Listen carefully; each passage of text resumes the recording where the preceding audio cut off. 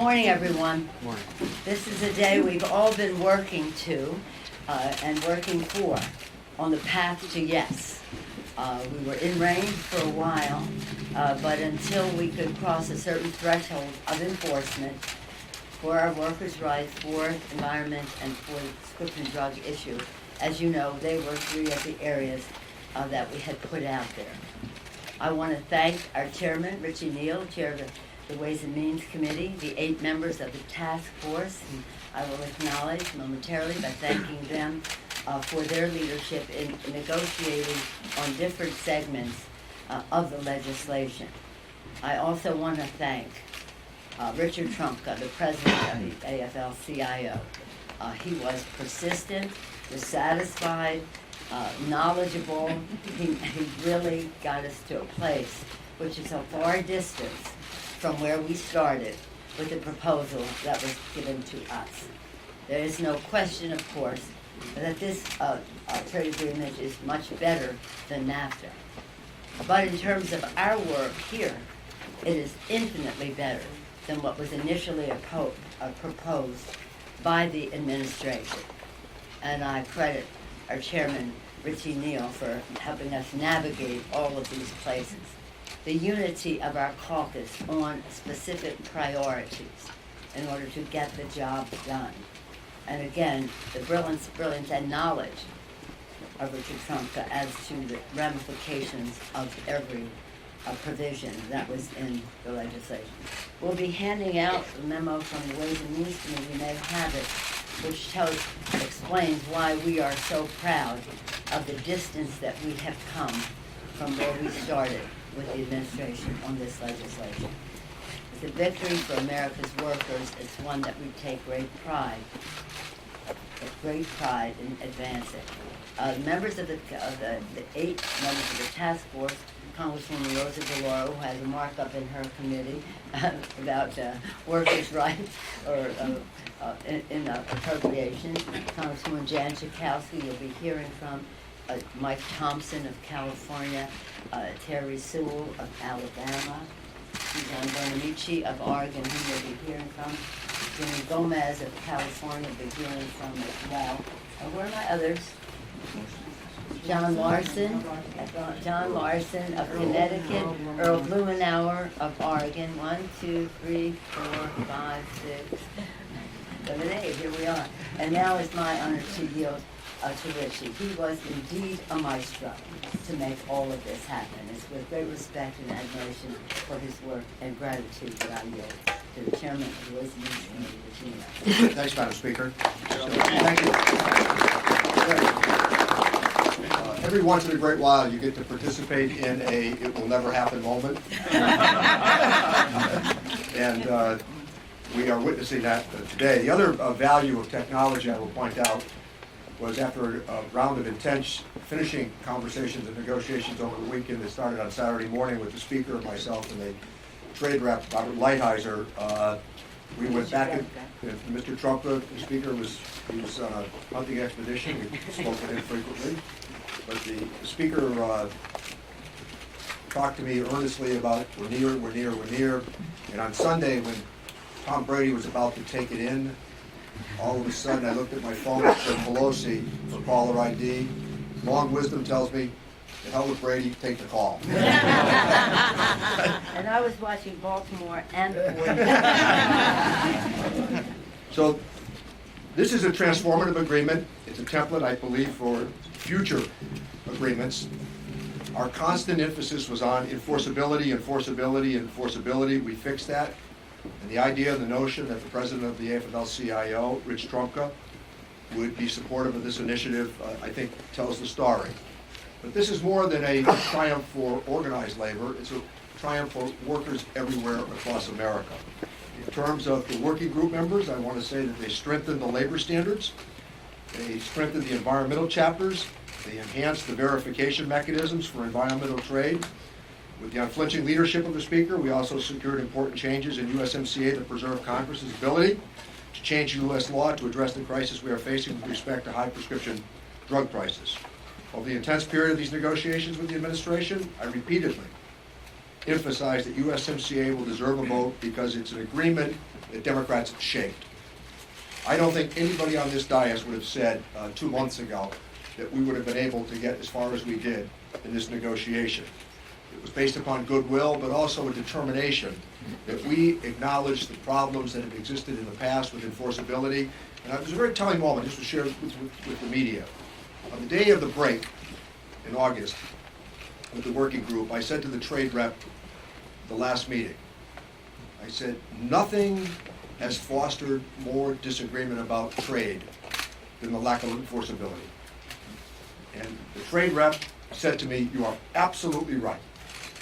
And he said, I want to tell you, and this is, I think I'm not speaking out of school, he said, there have been people in the State Department, the Defense Department, and the Oval Office over the years who said, don't get this one upset and don't get that one upset, because we might need them on future geographic issues. He said, our position has been that we are supportive of the thrust of what you want to do here. And I think that the initiative that we offer, his position, I think the offering that we have in front of us today is indicative of the goodwill that some of the members on this task force, and including the chairman of the subcommittee, Mr. Blumenauer, what a job they did. These were intense, argumentative, angry negotiations. I mean, this got really hot on a number of occasions. I think we set a world record for hanging up on each other, myself and the trade rep. And but at the same time, we also knew that this was an opportunity that we couldn't let get away from us. And we did that. So we will continue to share more details in text. The last point is a reminder that I traveled to Mexico with a delegation to meet the President of Mexico. Then right after that, I traveled to Canada to meet with the Prime Minister of Canada and the Minister for Defense and Trade, Freeland. They are, I believe, they were good partners in this. They conceded just about to every point that we asked for because of the following: enforceability, enforceability, enforceability. So with that, Madam Speaker, I'll turn it back to you. Well, we're going to turn it back to Dasha Kowski, a champion on the issue that related to pharmaceuticals in the trade. Thank you, Madam Speaker. It's been an honor to serve on the working group. The Trump administration sent us a deeply flawed trade deal that, among other things, would have raised the price of pharmaceuticals across North America by locking in high drug prices and expanding big pharma's monopoly. Over the past 6 months, my Democratic colleagues and I on the working group, we worked for a deal that helps America's patients, workers, and all consumers. We now have a new and improved renegotiated NAFTA that prevents Big Pharma from raising the price of prescription drugs across the United States, Mexico, and Canada. First, we eliminated provisions that undermine Congress's ability to change domestic policy that lead to high drug prices. The Trump administration tried to tuck into to tuck in big corporate gifts to Big Pharma in the USMCA, 10 years of market exclusivity for biologics. Though we currently have in the United States 12 years of exclusivity in the United States, this trade bill would have tied Congress's hands and prevented us from enacting legislation. I have a bill that would actually lower the exclusivity period. But that provision is now out of the trade deal. It is gone.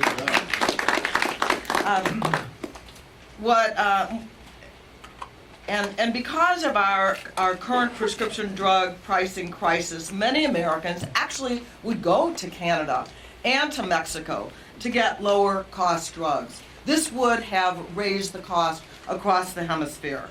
And this deal would have caused prices of prescription drugs in those countries to skyrocket.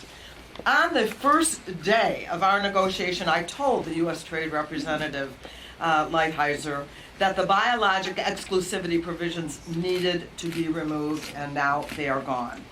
The Trump administration also tried to gift Big Pharma with increased protection for secondary patents and evergreening, changing a little bit of a drug in order to get a new and extended patent, and those provisions are gone.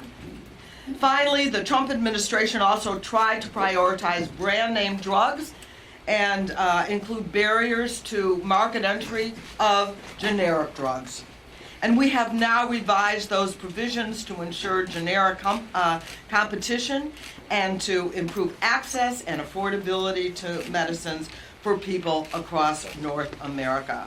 Lots of people to thank. We had an amazing staff on the committee and in our offices. I want to thank Congressman Blumenauer. He and I were working on the pharmaceutical piece. I also want to thank organized labor, Rich Trumka. They made that the drug provisions would be an important part of this legislation.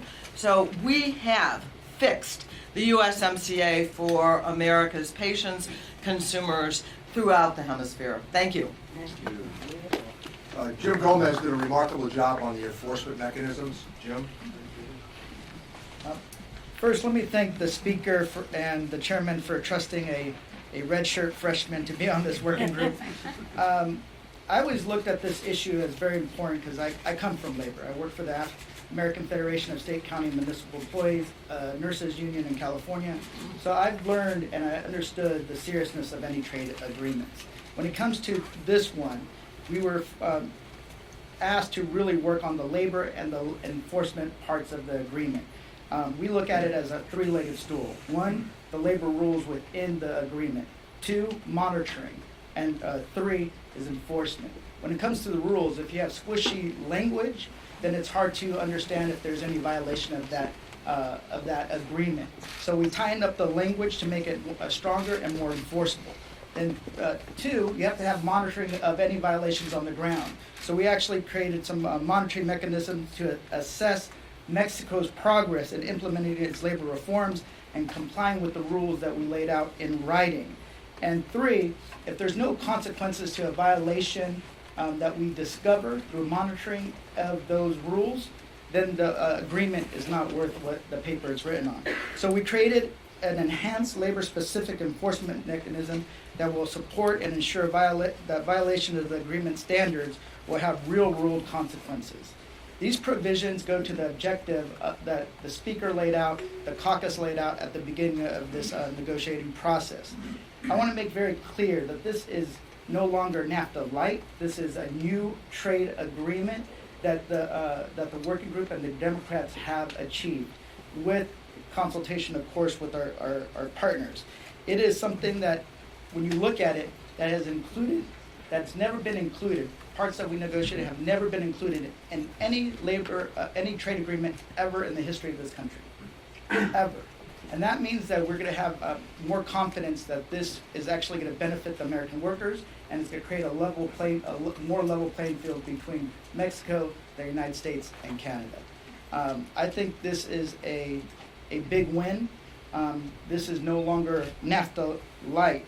And to an extent where we have to, Mexico and Canada have to open up the agreement again and sign off on it again. But I want to just say that I learned from some of the best staffers. We have great staff up here who have really provided the guidance and the expertise, the stakeholders. The speaker is a master legislator, and I think without her, Chairman Neal and us, Chairman Blumenauer, we would not be here today. Thank you so much. Susan Bonamici, who managed the environmental side. Yeah, thank you so much. 4 years ago today, President Obama signed the Every Student Succeeds Act to replace No Child Left Behind with federal policy, something that a lot of people said would never get done.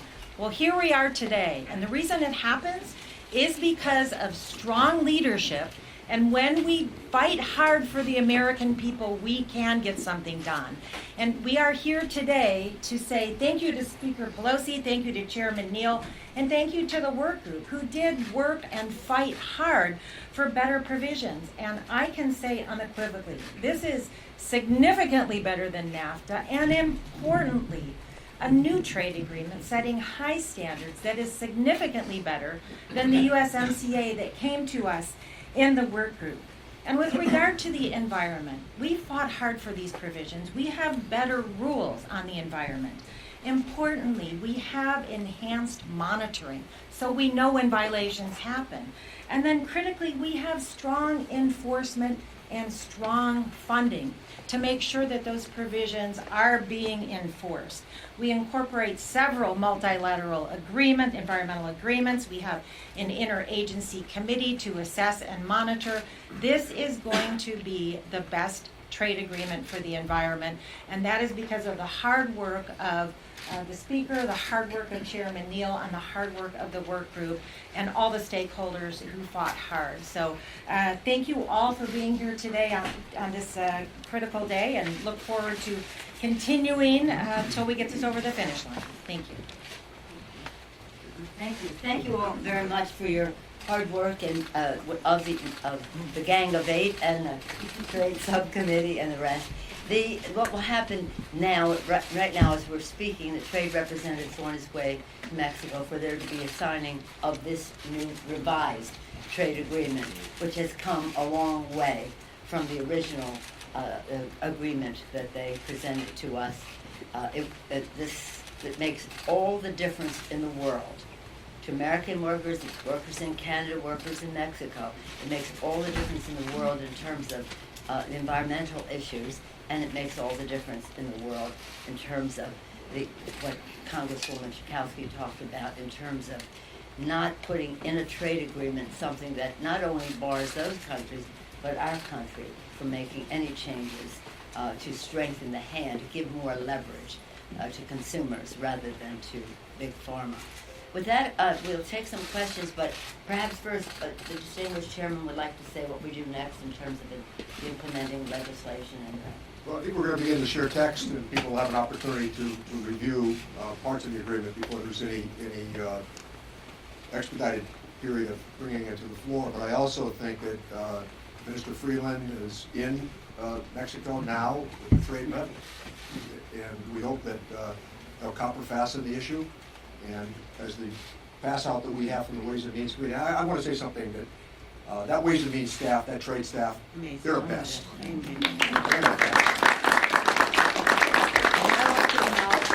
my house, and you have your house. So I think that will begin to get the information out.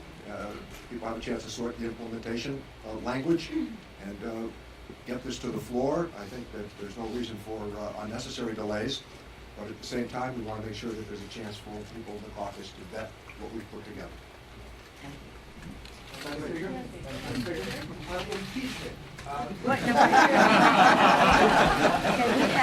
made our presentation this morning.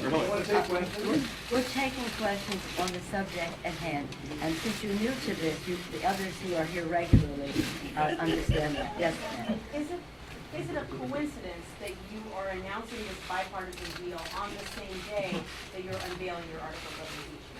No, it's not a coincidence. It's just as we get to the end of a session, there have to be some decisions made. The timetable for impeachment is the timetable of the committees, and that came to an end with the hearing yesterday. But for us, we didn't know what day it would be, but the trade representative, Master Lighthouser, who was quite remarkable to work with, he shared our values. He understood why we could not accept the Trump administration product. And he wanted to get this signed by the Mexicans and the Canadians. When you're dealing with something like this, it could be perishable. So he wanted to close while we were all in agreement, and therefore we came to agreement. Again, it was just the idea of timing on this was that notification was offered that we might get there, so that we had to prepare the Mexican president, the Canadian Prime Minister, as I noted earlier, the ambassador, and the speaker cautioned him on Saturday. I'm witness to the conversation on the phone. He was very anxious, and she said, no, we need another confirmation phone call with Rich Trumka, which took place. And then I think that And he had to shove his communication with He had to go with his affiliates. Mr. Madam Chairman? Speaker. And Madam then if I Speaker. just may on that score, we're coming to the end of the session. So if you engineer back from what we hope will be the end, December 20th, if you engineer back in order to get something accomplished, which we hope to do before the end of the session, you have to move. Madam Speaker, what do you say to those who wonder how you can say that President Trump is an existential threat to democracy on the one hand, but also work so closely with his administration to get something like this done, which is such a priority for them as well? I would say that we came a long way from what he originally proposed. And there are some people who said, why make it look like he has a victory? Well, we're declaring victory for the American worker and what is in this agreement. But we would never, not any one of us is important enough for us to hold up a trade agreement that is important for American workers because of any collateral benefit that might accrue to any one of us. Remember, this is a hemispheric trade agreement. That's how important this is. And we were determined to alter the conversation about trade. We made this agreement. It was one of those things where we made our own environment. Mind you, Mexico has NAFTA. So what is their motivation to?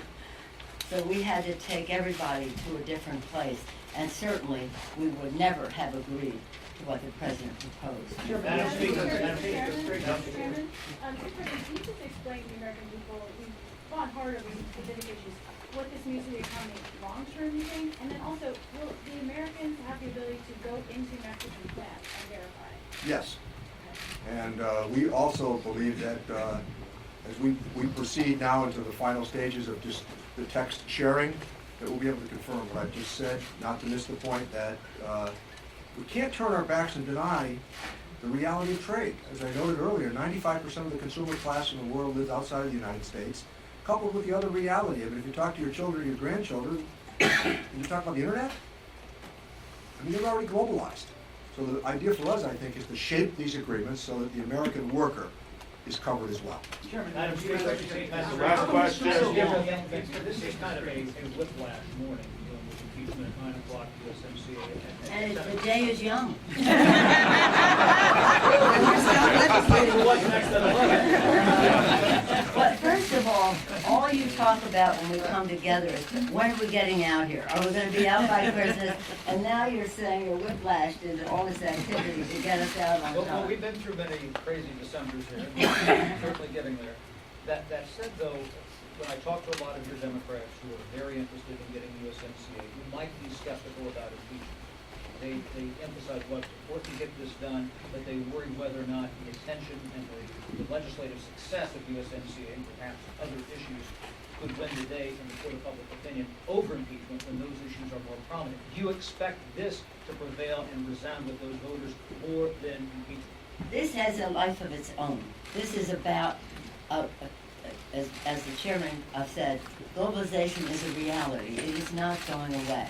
And when we're shaping a bill that weds trade with the environment, with workers' rights and the rest, it's its own reason for being.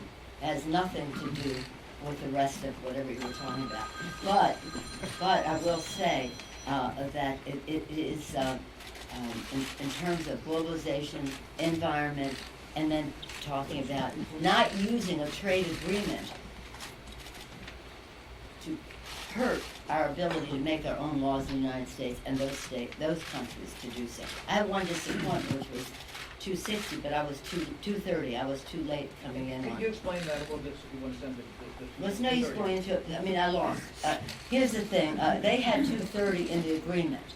There are some members who wanted that, I guess. I don't know. He didn't name names, but he had 230 in the agreement, which is, in my view, the wrong way to go. It's a real gift to big tech. But I had said to the, and we know this, I had said to the trade representatives, we're not adding any more issues to the discussion. Environment, pharmaceuticals, workers' rights, enforcement. That came to my attention after I made that commitment. And, by the way, it was a letter from the chairman of the committee Mr. Pallone and the ranking Republican member asking that it be removed. But unfortunately, I got it after I made the pledge of not moving any goalposts. Mr. Chairman, we talked about the time frame. It was more than a year ago when the original deal was signed. How come it took so long to take this up? Last question. We were not going to accept the original deal. That's right. I mean, that's what it comes down to. Yeah, it's a real indication of why we are celebrating today this victory for the American worker. Because under the leadership of our chairman, Richie Neal, and the hard work of our 8 members of the working group, and in addition to that, the trade committee, and the input that we're getting from all of our members of our caucus about what the impact was in their areas, and we shared that with the trade, with Mr. Trumko, with Mr. Lighthizer, and the rest. It takes a while, especially when you're starting with something that is a non-starter, and that's what the Trump administration gave us, a non-starter. So if you want to talk about the time, just understand the change that was necessary in that, and had to be made in the agreement, the treaty, not just what we would do in our implementing legislation, which is our own discussion, but what we had to have with the Canadians and the Mexicans. Actually, I found it to be relatively short.